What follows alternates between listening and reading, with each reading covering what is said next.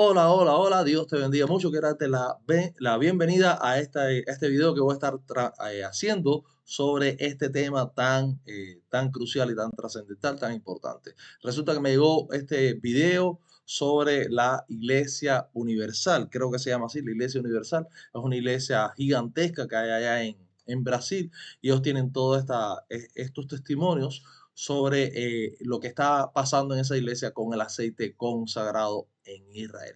Entonces hay varias preguntas que surgen, ¿no? Una de las preguntas es esta que misma que vemos en pantalla. ¿Es bíblico el aceite de la unción? Otra pregunta que surge es, bueno, ¿es bíblico el aceite de la unción consagrado en Israel? Y la otra pregunta que surge es, evidentemente, ¿son reales los milagros que cuenta la Iglesia Universal sobre el aceite de la unción? Y entonces, la última pregunta es, bueno, entonces, para ser sano necesito ser consagrado con aceite de unción. Es decir, es algo que debo hacer como creyente, adquirir este aceite consagrado para ser sano. Entonces, a partir de ahí, más o menos, esas son las preguntas que quiero tratar de responder. Antes de comenzar, recuerda suscribirte, darle like, darle a la campanita, todas esas cosas que me ayudan a mí a crecer en el canal y además te avisan si voy a hacer otra, es decir, para el próximo video que voy a estar transmitiendo. Recuerda que este canal es Vida Cristiana en Acción, donde estoy tratando de cotejar los principios bíblicos con la vida práctica. Entonces, bajo este criterio, voy a estar viendo este video con ustedes y ya tú sabes, comenzamos.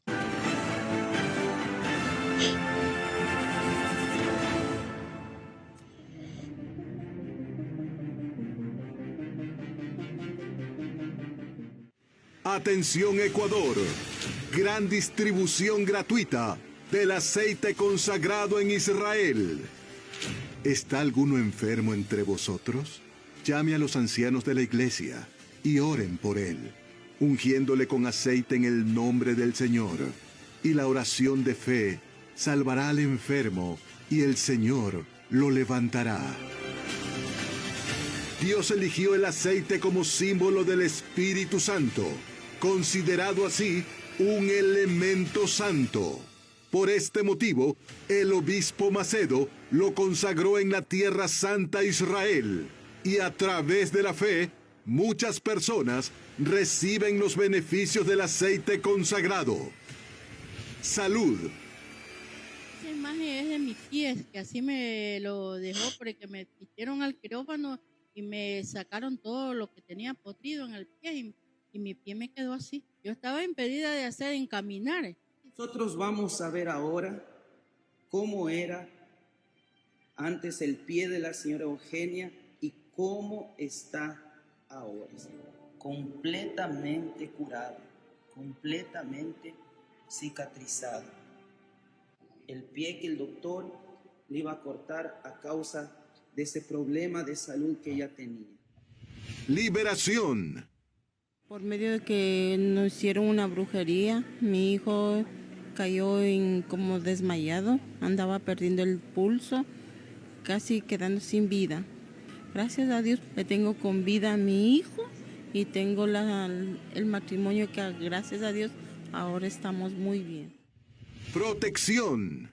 No encontraba una salida. La verdad, solo llegando a la Iglesia Universal,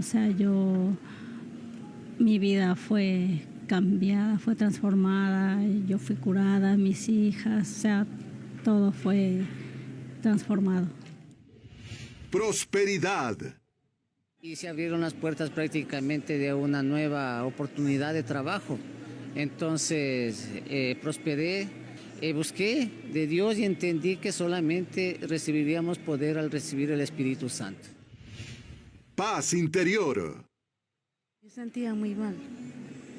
Yo tenía como ser ganas de ir saliendo de noche por una desesperación, como que alguien me estaban sacando de adentro de la casa en la noche. Y yo de eso es que yo sentía bien mal. Todos los días yo no podía ni dormir, yo dormía una media horita y yo pasaba casi como unos 3 meses sin poder dormir. No podía dormir yo. Gracias a Dios yo estoy bien. Y también mis hijos también sí están bien. Y bendición familiar. Mi familia está bien, mucho mejor, porque antes ya no le digo, era un caos, era pelea, mis hijos se peleaban Mis hermanos eran todos los días casi que discutían conmigo sin motivo y sin razones. Entonces, y era problema, mucho problema, mucha discusión. Domingo 19 de febrero. Gran distribución gratuita del aceite consagrado en Israel. Un evento único en el año, por lo tanto, un día muy especial. En la Iglesia Universal, más cerca de su hogar. Hola, ¿qué tal a todos? Que Dios me los... Bien, voy a dejar el video hasta acá. Realmente creo que ya aquí estoy viendo más o menos la idea, ¿no? Y la idea del video dura 30 minutos. Ya yo imagino que hay maneras de verlo en las redes, no sé. Este video básicamente lo que está diciendo es que el aceite es un elemento santo. Ellos están poniendo el texto bíblico por acá. Deja ver si lo pongo. El texto bíblico. Aquí está el texto bíblico. Se me fue. Están poniendo acá el texto bíblico y ese texto bíblico es Santiago capítulo 5, versículo 14. También están diciendo un poquitico más adelante, a ver si lo puedo correr, que el aceite viene a ser... Dios eligió el aceite como símbolo del Espíritu Santo, considerado así un elemento santo. Y aquí es donde yo hago una pausa. Primero, el aceite, vamos a ver el texto bíblico que ellos están mencionando y la pregunta básicamente es, bueno, ¿es bíblico lo del aceite? La otra pregunta que surge, ahora viendo específicamente el video, yo lo había visto por arriba, la otra pregunta que surge es, bueno, ¿es el aceite un elemento santo? Y la palabra santo, desde mi perspectiva, tiene connotaciones, yo lo llamaría hasta idolátricas, en el sentido de que santo es Dios, ¿entiendes? En el Antiguo Testamento se santificaban las cosas, pero todo esto era un modelo de lo que es el Nuevo Testamento. Es decir, todo, por ejemplo, cuando Moisés hace el tabernáculo, vamos a buscar el pasaje donde Moisés hace el tabernáculo. Mira, cuando Moisés hace el tabernáculo, déjame ver si puedo poner la pantalla acá. Acá está. Bien.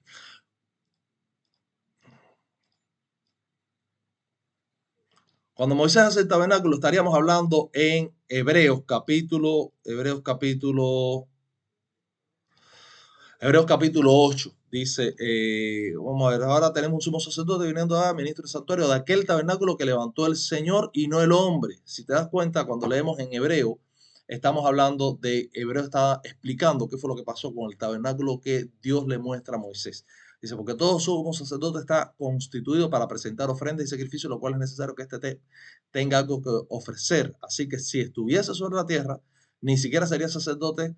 Bueno, vamos a saltar aquí. Dice, los sacerdotes que presentan ofrendas según la ley, los cuales sirven a lo que es figura y sombra de las cosas celestiales. Es decir, los sacerdotes que existen en el Antiguo Testamento, que se menciona en el Antiguo Testamento, son figura y sombra. ¿Qué significa esto? Son una representación, y cuando dice sombra, son una mala representación. Por ejemplo, cuando yo tengo mi mano y mi mano le da el sol, este resplandor del sol proyecta una sombra en el suelo, y esa sombra, si bien toda la silueta de esa sombra representa fielmente el borde de la mano, realmente no representa la esencia y es una copia mala, es una copia de mala calidad. Entonces lo que está diciendo aquí el escritor de Hebreo es que las cosas del tabernáculo son figura y sombra de las cosas celestiales, es decir, son una copia o una representación o un símbolo, pero una mala copia de mala calidad, pero sirve para guiarnos. No es que uno tiene que rechazarlo, no, nos da una idea de lo que está ocurriendo en el cielo. Fíjate cómo dice después, cómo la advirtió, es decir, Dios a Moisés cuando iba a erigir el tabernáculo, diciéndole, mira, haz todas las cosas conforme al modelo que se te ha mostrado en el monte. Es decir, Moisés cuando estaba en el monte, él tiene una revelación, tiene una visión donde Dios le muestra todo el modelo del tabernáculo. Le muestra los vasos le muestra el altar de bronce, le muestra la fuente de bronce, le muestra la mesa con los panes de la proposición, le muestra la menorá, que es donde se pone el aceite, este aceite que está hablando el video, le muestra el altar del incienso, le muestra más atrás. Es decir, Moisés tiene toda esta visión Y Dios le dice, ahora tú vas a hacer el santuario, es decir, el tabernáculo, que después, cuando Salomón llegó, hizo ya no un tabernáculo, sino que hizo un templo de piedra, pero lo vas a hacer conforme al modelo que se te está presentando. Pero Hebreo está diciendo, esto que tú estás haciendo es una mala copia de lo que Dios te está mostrando en el reino celestial. Y esto implica que ahora tenemos un mejor pacto. ¿Por qué? Dice, pero ahora tanto mejor ministerio es el suyo, cuanto es mediador de un mejor pacto. Está hablando de Jesús, ¿no? Establecido sobre mejores promesas.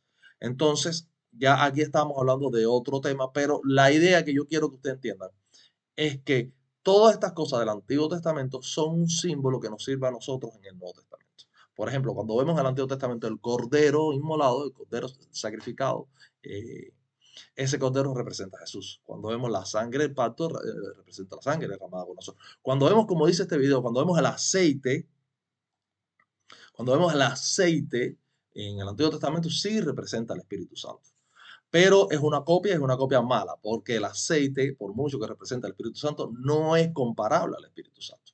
Ahora, la pregunta, cuando dice, este es un elemento santo, sí, era un elemento santo en el Antiguo Testamento, porque no nos había descendido el Espíritu Santo, pero, y porque representaba al Espíritu Santo. Pero ya en el Nuevo Testamento tenemos al Espíritu Santo.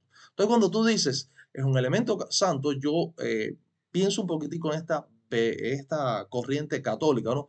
La Virgen María es un elemento santo, el templo o el edificio católico es un elemento santo, y el pan es un elemento santo, y la confesión, y entonces el rosario y la misa es algo. Entonces, estas cosas lo que tienden es a deificar a las cosas antes que a Dios. Y ahí tenemos que tener cuidado. ¿Por qué? Porque si bien, y vamos ahora un momentico a a Santiago, donde estaba hablando el escritor, Santiago capítulo 5, creo que era Santiago 5:14, por ahí más o menos. Bien, 5:13, vamos a leer desde el 5:13, espero que se esté viendo acá, sí se está viendo. 5:13 dice, y este es el pasaje que ellos toman para defender su argumento. Y aquí es donde está la clave. Fíjate que ellos ponen este pasaje y a partir de ese pasaje sacan toda su línea de argumento. Aquí está la clave. Dice, ¿está alguno entre vosotros afligido? Y antes de seguir leyendo, recuerda, la idea no es criticar a la Iglesia Universal, la idea es simplemente contrastar algo que estamos viendo en las redes sociales, algo que está saliendo en la televisión, algo que es común. Dice que tiene, creo que 8 millones de seguidores tiene la iglesia solamente en Brasil y se ha extendido en muchos países. La idea no es criticar, la idea es simplemente hacer un análisis.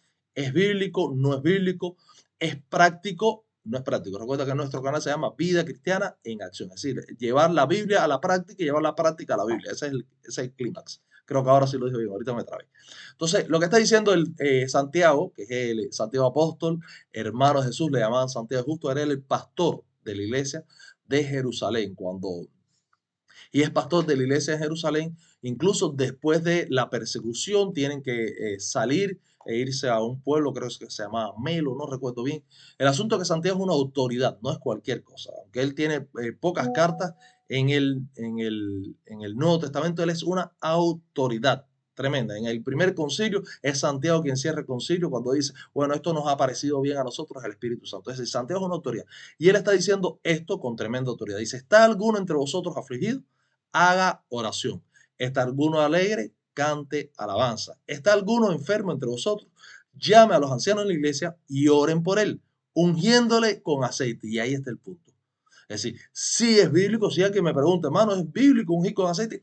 Sí es bíblico ungir con aceite. Primero, porque lo dice la Biblia.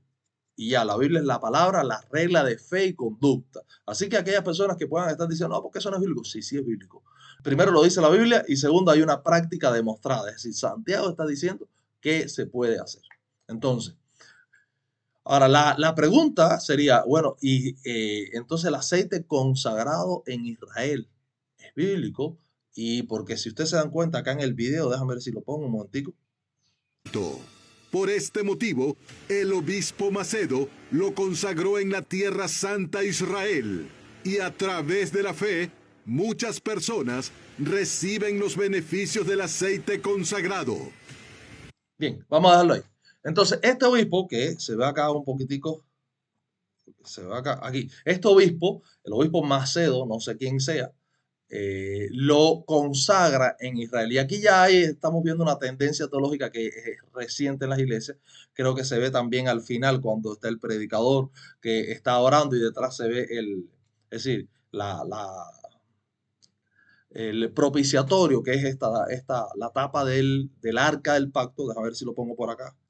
Acá ve, aquí este es el propiciatorio. El propiciatorio es esta tabla que se ve acá. ¿La ve? Aquí abajo está el arca del pacto. Estos son las barras para cargarla. Esta tabla que está aquí es el propiciatorio. Dentro del arca del pacto está eh, la vara de Aarón que reverdeció, están las tablas de la ley y está un poco de maná. Es decir, esta arca está desaparecida ahora, pero bueno, es el arca bíblica. Ahora, si ustedes se dan cuenta, esta iglesia tiene fuerte influencia de las costumbres hebreas. Por eso ellos van allá a Israel a santificar este aceite. Y el punto es, porque yo llevo un aceite a Israel, el aceite es santificado. Esa sería una buena pregunta. Y personalmente creo que no. Primeramente, el aceite tiene sus reglas. Es decir, el aceite de la unción no es santificado porque vaya, es decir, no es santificado porque sea llevado a la tierra de Israel. Fíjate las reglas de la santificación del aceite, cómo son. ¿Cómo se hace el aceite santo según la Biblia? Déjame ver si lo encuentro. Mira, aquí está cómo se prepara el aceite de la unción. Sí, está aquí, se ve. Cómo se prepara el aceite de la unción. Dice, habló Jehová a Moisés diciendo, tomarás especias finas de mirra excelente, 500 ciclos. Es decir, hay una receta para eso. Y de canela aromática, la mitad. Esto es 250, es decir, la mitad de 500 ciclos, ¿no? Habría que ver cuánto es un ciclo, ¿no? Creo que es una medida de peso. De cálamo aromático, 250. De casia, 500, según el ciclo del santuario. Y de aceite de olivas, un hin, que eso habría que ver qué es un hin también. No sé si eso se conoce ahora, eso ya sería investigar. Y harás de ello aceite de la santa unción superior ungüento, según el arte del perfumador, será el aceite de la unción santa. Es decir, no es solamente que tú coges todos esos elementos y los mezclas y ya lo bates y ya es aceite de la unción. No, tampoco es que tú tomas aceite de la cocina o aceite el más caro. Tú dices, bueno, voy a ir a la tienda y voy a comprar el aceite de oliva el más caro. No, tampoco es eso. Ni tampoco es que tú cojas el aceite de oliva y lo mezcles con tierra de Israel. Tampoco es eso. Hay una receta que está en la Biblia para eso. Y entonces, incluso teniendo todos estos elementos, lleva el arte del perfumador. Es decir, yo no sé mucho de eso. Ahora me viene a la mente la película de perfume, ¿no? Pero eso tiene su arte. Yo sé que eso tiene su arte, es cómo se mezcla, cómo eso tiene sus etapas. Y ahí hay un arte. Fíjate que la palabra arte es importante. Según el arte del perfumador, es decir, llevaría un proceso. Y entonces ese proceso sería el aceite de la unción santa. Incluso no veo que diga aquí, dice ya después, y bueno, ya este es el fin del proceso. El proceso ya después que el perfumador, es decir, el artista lo mezcla con sus técnicas y cosas, bueno, ya ese es el aceite de la unción santa. No dice después, y eso tiene que hacerse en Israel, no dice después, mézclalo con tierra de Israel, no, o el aire de la tierra de Israel es el santo, no dice nada de eso. Así que realmente decir que el aceite, por haber sido consagrado o santificado o porque se oró por él allá en la tierra de Israel, ese aceite es santo, no le veo un respaldo bíblico ninguno. Hay una tendencia dentro del cristianismo a deificar a la tierra de Israel. Y si la tierra de Israel y el cristianismo compartimos una historia que para mí es muy impresionante. Yo cuando leo la historia de Moisés, la historia de los patriarcas, de Abraham, de Isaac, de Jacob, de Sansón, de Dalila, de David, de todos estos héroes, de Isaías, de Daniel. Esto forma parte de mí porque tanto lo he estudiado y no solo porque soy teólogo, sino porque por cristiano. Antes de ser teólogo ya yo estaba apasionado con estas historias. Yo sentía que Israel era parte de mí, que yo sentía que yo era parte de Israel. Israel, su historia era parte de mí. Es decir, yo tengo amor por la tierra de Israel, un amor cultural, un amor histórico, un amor empático, es decir, mis emociones están vinculadas a Israel. Ahora mismo yo estoy viendo, está ocurriendo esta guerra entre Israel y Hamas, ocasionada por la masacre del 7 de octubre. Eso conmovió mi alma hasta las entrañas. Yo lloraba terriblemente acá por el pueblo de Israel, por las mujeres que fueron violadas salvajemente, por los niños secuestrados. Todavía eso está en conflicto, estoy llorando por esos niños. Es decir, hay un vínculo, no es que yo no ame a Israel, yo amo a Israel. Pero yo estoy claro, primero, la nación de Israel no representa al pueblo de Dios, porque el mismo Pablo decía que no todos los hijos de Abraham son descendencia de Abraham, sino los hijos de la fe. Entonces, teniendo en cuenta esto, sí, la nación de Israel tiene vínculos conmigo, emocionales, históricos, pero yo estoy claro de que fueron los judíos los que crucificaron a Jesús y que los judíos que hay en Israel, es decir, no todos, pero la gran mayoría, no sé, el 90%, digo un número, estos judíos no siguen a Cristo Jesús. Por tanto, yo no puedo decir que ellos son la iglesia de Jesucristo. Que siguen los mandamientos de Dios, sí, pero también siguen las mismas tradiciones que Jesús denunció en el Nuevo Testamento. Él decía en el Nuevo Testamento, fariseos hipócritas, y les denunció, ustedes invalidan la ley de Dios con sus tradiciones, es decir, son estos mismos fariseos los que rechazaron al Hijo de Dios cuando vino a la tierra y todavía lo están rechazando. Es decir, uno tiene que estar claro en que el amor que tenemos por Israel, por la cultura, por la historia, que la sentimos nuestra, incluso por su gente, esto no significa que yo sienta desprecio, que tienen que morir los judíos, no, es un hecho histórico. Entonces, uno tiene que estar claro que Israel no es santo, la nación de Israel. Uno tiene que estar claro que Dios en el pueblo de Israel no ha abandonado a su pueblo, es decir, hay una elección ahí extraña que es difícil de explicar, pero que Dios va a cumplir. Al final, Israel va a ser salvo porque lo dice la Escritura, porque Pablo lo confirma en sus cartas. Y entonces, en ese sentido, ahí hay que estar claro que el pacto que tenemos nosotros con Dios es superior al pacto de Dios con Israel. ¿Cómo? Si lo dice la Escritura. Mira, hace un momento estábamos leyendo Hebreos, ¿verdad? Vamos a ver si puedo darle para atrás esto sin Hebreos. Fíjate cómo dice, pero ahora tanto mejor ministerio es el suyo. Está hablando de Jesús, por cuanto es mediador de un mejor pacto establecido sobre mejores promesas. Porque si aquel primer pacto hubiera sido sin defecto, ciertamente no hubiera procurado lugar para el segundo. Entonces, al decir nuevo pacto, está diciendo el escritor de Hebreo, he dado por viejo primero y lo que se da por viejo se envejece, está próximo a desaparecer. Y ahí uno tiene que estar claro. Sí, Israel tiene esta historia, hay un trabajo de Dios con Israel, y ese nuevo pacto es el pacto que gran parte de Israel desechó, pero también hay judíos que son mesiánicos, que adoran a Jesús, el Mesías, que siguen al Mesías, que son cristianos, que son seguidores de Cristo, y ese es el verdadero Israel. El resto de Israel es Israel que rechazó a Jesús. Ahora, Israel como tierra no es santa, no es sagrada. Eso es un término musulmán y es un término católico. Jesús le dice a la samaritana, vienen días, Juan 4:24, te lo voy a poner para que no digas que yo digo sin. Bien, la samaritana le dice, óyeme, Señor, me parece que eres profeta. Nuestros padres adoraron este monte y ustedes dicen que es Jerusalén el lugar donde se debe adorar. Y Jesús le dice, mujer, créeme, la hora viene cuando ni en este monte ni en Jerusalén, mira esto, qué duro está, ni en Jerusalén adoraréis al Padre. Vosotros adoráis lo que no sabéis, nosotros adoramos lo que sabemos porque la salvación viene de los judíos. Pero la hora viene, ahí que está el pero. No, pero la salvación viene de los judíos. Pero la hora viene, dice Jesús, y ahora es ahora cuando los verdaderos adoradores adorarán al Padre en espíritu y en verdad, porque el Padre tales adoradores busca que le adoren. Dios es espíritu y los que le adoran en espíritu y en verdad es necesario que le adoren. Y hasta aquí es la cita. Entonces, uno tiene que estar claro de que esta deificación de las cosas no es el estilo de adoración que Jesús le está diciendo a la samaritana que en la Biblia vemos. No vemos a nadie diciendo. De hecho, Pablo cumple la ley en lo que concierne en determinados puntos, pero cuando el concilio de Jerusalén se reúne, el concilio de Antioquía se reúne, el concilio de Jerusalén se reúne, el mismo Santiago dice, oye, olvídense de la ley, lo único que les pido es que no coman de lo sacrificado a lo vivo, a los ídolos, que no coman de lo ahogado y que se acuerden de los pobres. Y ya de ahí para allá, no, olvídense de la circuncisión, olvídense de los ritos del antiguo pacto, porque estamos en un nuevo pacto. Ahora, dicho esto, la pregunta sería, bien, voy a ir por partes. ¿Es bíblico el aceite de la unción? Sí es bíblico.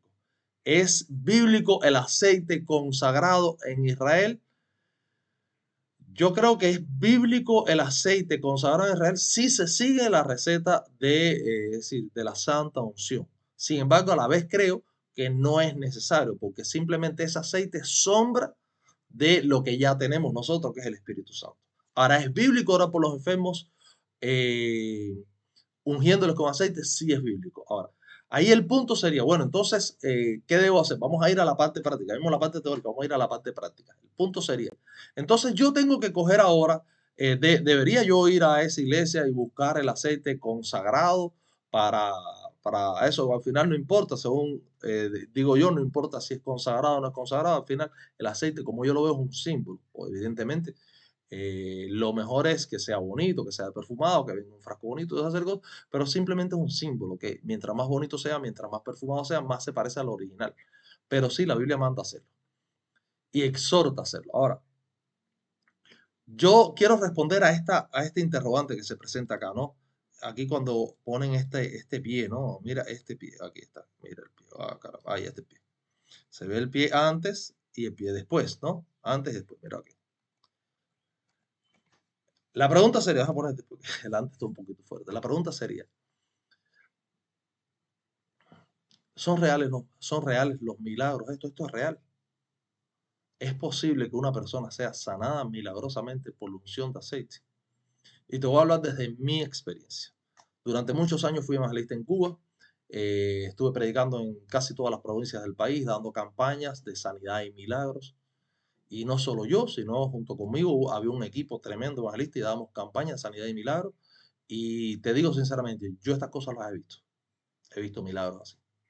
No solo he visto este tipo de milagros, sino que he visto milagros de sordos escuchar, he visto ciegos ver, he visto cojos andar, he visto personas con enfermedades de la piel sanarse, he visto huesos soldarse. Es decir, estoy hablando de cosas bien visibles, bien fuertes, y las he visto fiebres desaparecer, he visto endemoniados ser liberados delante de mí. Es decir, estas cosas son reales. Y te voy a contar una historia para que me entiendas el contexto que voy a dar sobre esto. En aquella época, una vez al mes, este grupo éramos alrededor de 7, había más evangelistas, pero bueno, 7 evangelistas creo que nos reuníamos una vez al mes, los miércoles, allá en 10 de octubre, allá en La Habana, y nos reuníamos a orar. Y no solo orábamos, sino que compartíamos nuestro testimonio, nos apoyábamos en situaciones personales que teníamos, nos gozábamos, teníamos una comida, es decir, era un tiempo de coinonía entre ministros que teníamos un ministerio en común, que nos entendíamos y compartíamos cargas. Eventualmente siempre llegaba algún testimonio, oye, mira, pasó, estuve predicando en tal lugar y aquello fue tremendo, la gloria de Dios se manifestó, hubo sanidad y entonces y se convirtieron tantas personas y para nosotros era un gozo eso. Pero recuerdo que hubo un momento que empezaron a llegar testimonios un poquito raros, ¿no? Había un evangelista que decía, mira, escuché decir de otro evangelista, que no era del grupo de nosotros, que estaba echando agua a la iglesia. Es decir, él decía que el agua era símbolo de la palabra de Dios, porque, bueno, la Biblia dice el lavamiento por el agua, es decir, el lavamiento por la palabra, ¿no? Entonces el agua es símbolo de la palabra de Dios. Entonces él decía que al echar el agua, rociaba a la gente con agua, entonces ellos iban a ser limpiados de sus pecados, limpiados de ataduras demoníacas, sanados de su enfermedad, porque es por la palabra de Dios. Aleluya. Entonces los evangelistas son un poco... Entonces, este hombre, este testimonio empezó a impactarnos y uno de los evangelistas dice, oye, yo voy a probar eso, a ver si el agua realmente. Y como que a la semana, como al mes, ¿no? Regresó y dijo, oye, sí, compadre, empecé a echar agua y de verdad que Dios sana a los enfermos y eso es tremendo. Y como que yo me quedé así, wow, esto tremendo, será cierto. Y entonces había hasta textos bíblicos y todo detrás de eso. Y un poco como que dijimos, ok, esto hay que probarlo. Vamos a ver, a lo mejor un nuevo mover de Dios, un nuevo mover del Espíritu Santo. Y al lado mío había un evangelista que era más experimentado que nosotros, llevaba más tiempo en el ministerio. Y él me dijo así callado, porque los otros quizás no, bueno, no me acuerdo ni por qué, pero bueno, me dijo así en silencio, Julio, ¿tú viste alguna vez a Jesús echar agua? Y aquello fue como, wow, ¿verdad? Jesús no echaba agua. Entonces, ¿por qué? Si Jesús no echaba agua, voy a echar agua yo. El modelo mío no tiene que ser otro evangelista, sino que tiene que ser Cristo Jesús. Pero eso creó un conflicto en mí. Ok, ¿y entonces por qué la gente son sanadas? Es decir, yo no dudaba del testimonio porque después lo vi, sí, después lo vi. Entonces, ¿por qué la gente son sanadas? Y lo que descubrí, es decir, en mi propio análisis de ver a muchas personas siendo sanadas de diferentes categorías, de diferentes eh, categorías de fe, quiero decir, de diferentes tipos de fe, de diferentes contextos, en diferentes lugares, bajo diferentes situaciones, ¿no? Una oración más, una oración de imposición de manos, una oración con aceite, una oración con agua, qué sé yo, una oración de cualquier tipo. me doy cuenta que uno puede clasificar a las personas que reciben las sanidades de diferentes formas, pero en todos los casos a partir de la fe. Hay personas que tienen muchísima fe y hay personas que tienen poca fe.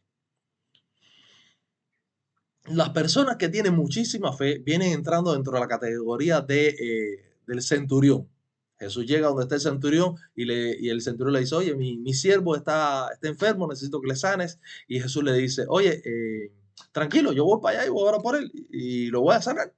Y el centurión le dice, no, ni vaya, no hace falta que vaya. Yo soy hombre bajo autoridad y yo sé que tú eres hombre bajo autoridad, tú tienes tremenda autoridad. Así que solamente di la palabra y mi siervo sanará, no tienes ni que ir. Y Jesús dice, wow, qué clase de fe. Ni aún en Israel he encontrado fe semejante. Y entonces lo que hace es que dice, ve, y como creíste, este se ha hecho. Y el hombre fue, dice que el hombre cuando regresó averiguó y si el siervo había sido sanado en aquella hora. Es decir, es esta fe que no hace falta el contacto. Esta fe que simplemente cree la promesa de Dios y la arrebata. Pero hay otro nivel de fe que es un poquito más bajito, que sigue siendo grande. Es la fe de la mujer de flujo de sangre, ¿no? Es esta fe de esta mujer que dice, ok, Jesús está ahí, yo estoy aquí, yo solamente tengo que tocar, necesito un contacto, necesita palpar. Si no es que diga la palabra, yo no hace falta contacto, yo necesito palpar. Y es, si tan solo tocar el borde de su manto, seré sana. Y ella tan pronto tocó, Jesús no estaba ni atendiendo, arrebató la bendición. Son esta gente que necesita el toque, necesita el contacto. Pero no necesariamente necesita esa atención, ¿no? Es una cuestión personal. No tienen ni que orar por mí, yo voy ahí, nadie tiene que orar por mí, eso es entre yo y Dios, y agarró la promesa. Pero hay otra gente que necesita que oren por ellos. Es decir, la historia de muchas de las personas que llevaban a Jesús y le decían, Señor, ora por él. Por ejemplo, el ejemplo de este hombre en la camilla que bajan por el techo. Es decir, lo traen a los pies de Jesús. Necesitan esta atención especial de Jesús, de que Jesús deje todo lo que está haciendo y vaya y le diga, a ver, ¿qué es lo que te pasa? Y le dice, oye, tus pecados son perdonados. Esa atención, ese intercambio, necesita una atención más especial. Entonces, esos tres niveles de fe, y evidentemente más abajo están los que no creen, es decir, los que les cuesta creer, por ejemplo, el padre de cuando baja Jesús del monte de la transfiguración y este hombre está orando y le dice, Señor, tus discípulos están tratando de echar fuera demonios, pero no se va. Y Jesús le dice, oye, y le dice, bueno, ¿y por qué no pudieron echarlo fuera? Y Jesús él le dice a Jesús, Señor, si tú puedes hacer algo, es decir, tiene esta duda. Dice, maestro, si puedes hacer algo, haz algo. Y Jesús le dice, si puedes, al que cree, todo le es posible. Y el hombre le dijo, bueno, creo, ayuda a mi incredulidad. Es decir, él tenía este conflicto, creo un poco, pero no creo. Entonces Jesús también responde a esa oración. Pero si te das cuenta, son niveles de fe donde está este hombre que está batallando entre la duda y la incredulidad. Y ya en el otro están los que no creen y están los que, aunque vean, no creen. Esos son no están los no creyentes. Yo le digo los no creyentes, como que están ahí, no saben si creen o no creen. Bueno, pues, pero están los incrédulos, que son los que van en contra de la fe. Ahora, el aceite viene entrando dentro de la categoría de la gente que necesita ayuda para creer. Es decir, son esta gente que necesitan la imposición de manos, necesitan la palabra específica, necesitan el agua, necesitan eso. ¿Y de dónde lo saco? Mira lo que dice la Biblia aquí en este pasaje. Mira. Dios, ok, creo que es Santiago. Vamos a Santiago. Santiago 5:14, el texto que estábamos leyendo que ellos utilizan. Santiago. Creo que lo puse mal. Bien. Bueno, ¿está alguno enfermo? Bueno, eso lo leímos. Ok. Bien. Llama a los enfermos y oren por él, ungiéndole. Es decir, está alguno enfermo entre vosotros, llama a los ancianos de la iglesia y oren por él, ungiéndole con aceite en el nombre del Señor. Hasta ahí estamos bien. Esa parte. Entonces, ¿qué dice Santiago? Dice, y la oración de fe salvará o sanará. Es decir, creo que la palabra debe ser la misma, ¿no? La oración de fe salvará al enfermo de la enfermedad o sanará al enfermo, como quiera. Pero si te das cuenta, dice, y el aceite de la unción salvará al enfermo. No, dice la oración de fe. ¿Qué es lo que produce el milagro? Según el mismo Santiago, el milagro no lo produce el aceite de la unción. El milagro no lo produce que el aceite sea consagrado en Israel. El milagro no lo produce que el aceite esté preparado con todas las especies aromáticas que tiene que hacer y con el arte del perfumador. No, el milagro no lo produce, ni siquiera no. El milagro lo produce la oración de fe. Evidentemente estamos hablando de fe en Cristo Jesús. Y esto esto está de acuerdo, encaja con todo lo que vemos en el ministerio de Jesús. siempre en el ministerio de Jesús la oración de fe, es decir, la administración de fe en Cristo Jesús. Jesús constantemente decía, tu fe te ha salvado, ni aún en Israel he visto fe tan grande, ve y como creíste te sea hecho, cree al que cree todo lo posible. Es decir, este énfasis en la fe, evidentemente en Cristo Jesús, es el énfasis. Y Santiago no se va hacia otro lugar. Santiago no le dice, tengan fe en el aceite de la unción, le dice, tengan fe en Cristo Jesús. Esa es la oración de fe, no hay otra cosa. Fíjate cómo dice después, la oración de fe salvará al enfermo y ¿quién lo levantará? El aceite. No, el Señor lo levantará. Y si hubiera cometido pecados, le serían perdonados. Y ahí está el clímax. ¿Qué es lo que sana? El aceite, el agua, la imposición de manos. No, lo que sana es la fe en el Señor, la fe en Cristo Jesús. Y esto tiene lógica. Fíjate, te voy a poner un pasaje en el Antiguo Testamento para que veas que esto no es un actual, es decir, no es un modus operandi de Dios ahora con la Iglesia Universal. Eso está en la Biblia porque Jesús, antes de ir al Antiguo Testamento, esto está en la Biblia porque Pablo oraba por los enfermos. Deja ver si lo encuentro. Mira, hay un pasaje aquí. Hechos capítulo 19. Y Dios hacía milagros extraordinarios por mano de Pablo, de manera que aún se llevaban a los enfermos los paños delantales de su cuerpo y las enfermedades se iban de ellos. ¿Estás viéndolo?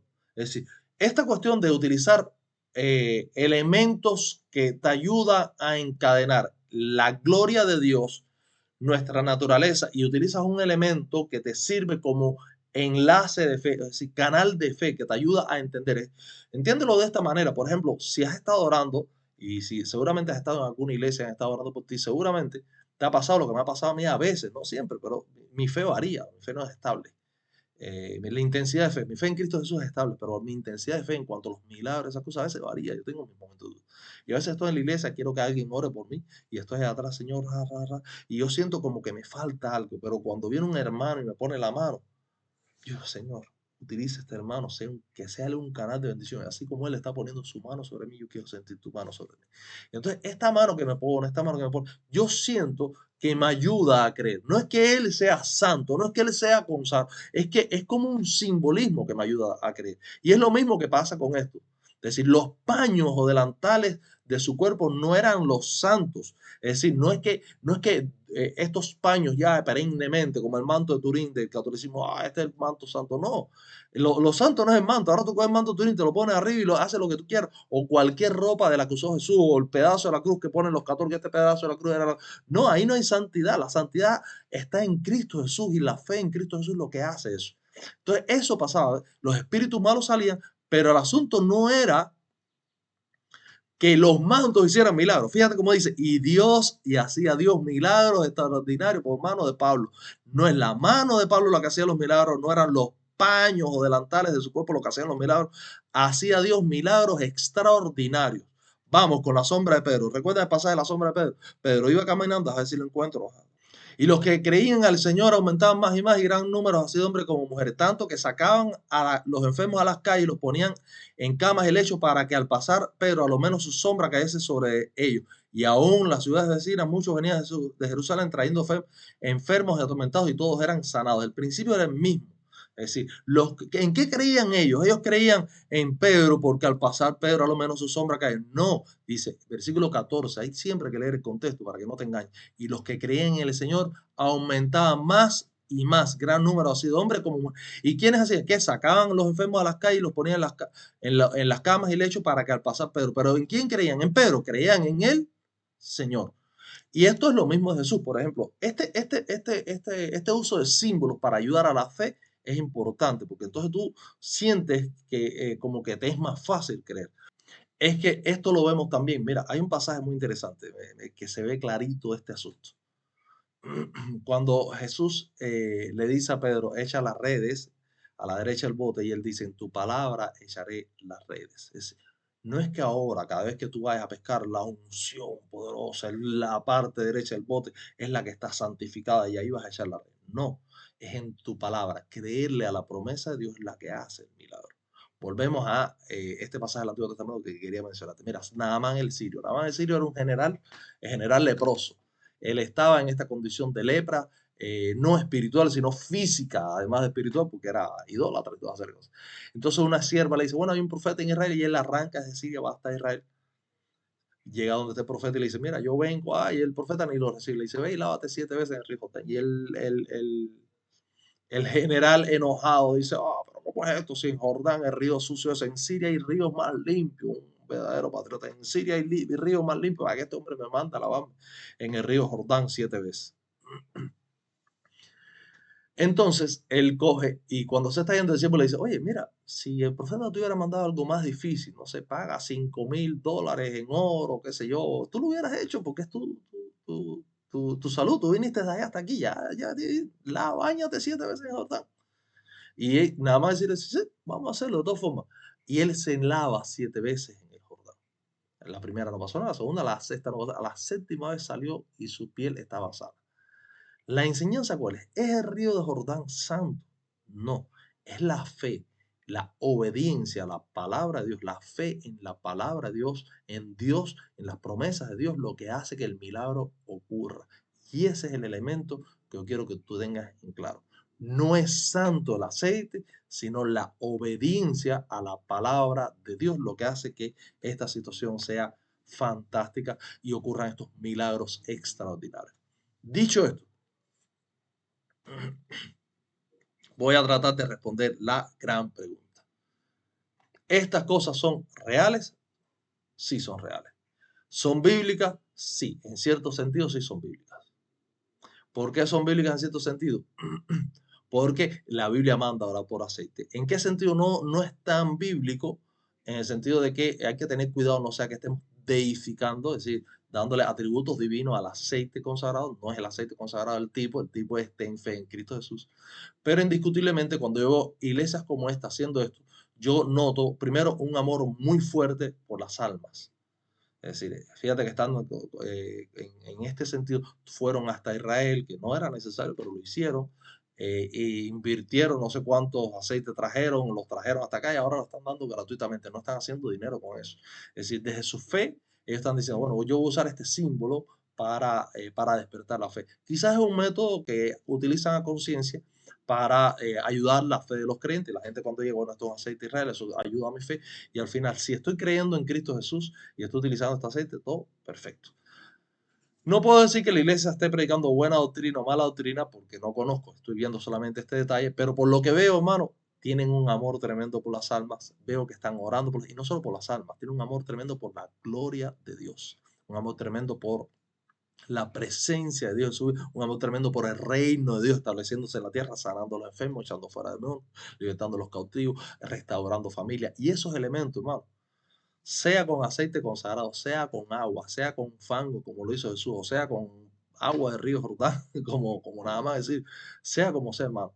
Yo, ¿qué te recomiendo? Primero tú tienes que estar claro de que el milagro no lo hace el aceite, el milagro no viene del fango, el milagro no viene del río Jordán, el milagro viene de Cristo Jesús en quien tú pones tu fe.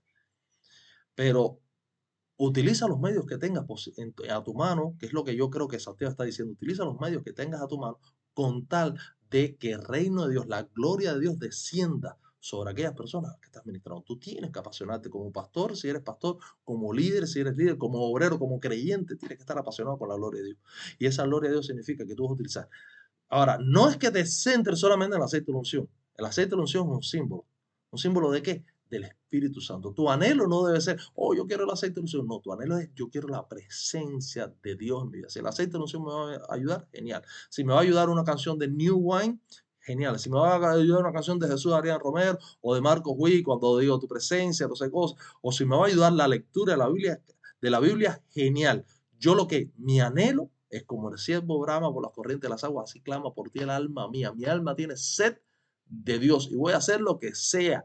Desde como la mujer de la perla que viró la casa boca abajo, vira tu casa boca abajo, vira tu mundo boca abajo en búsqueda de la presencia de Dios. Dios es real, los milagros son reales, las sanidades son reales, la liberación de demonios son reales, es real. Sí existe la posesión de demonios, sí existe la influencia espíritu del mundo, sí la brujería tiene su poder, eso aparece en la Biblia desde los tiempos de Faraón, cuando convierte en lavar. Sí, eso es real, pero más real es este nuevo pacto que tenemos en Cristo Jesús. Así que ya sabes, hasta aquí el video. Recuerda, si te pareció interesante, dale like, compártelo, suscríbete, toda esa serie de cosas y busca a Cristo Jesús. Recuerda, termino con este pasaje de Jesús con la samaritana. Voy para allá. Juan 4:24, cuando le dice,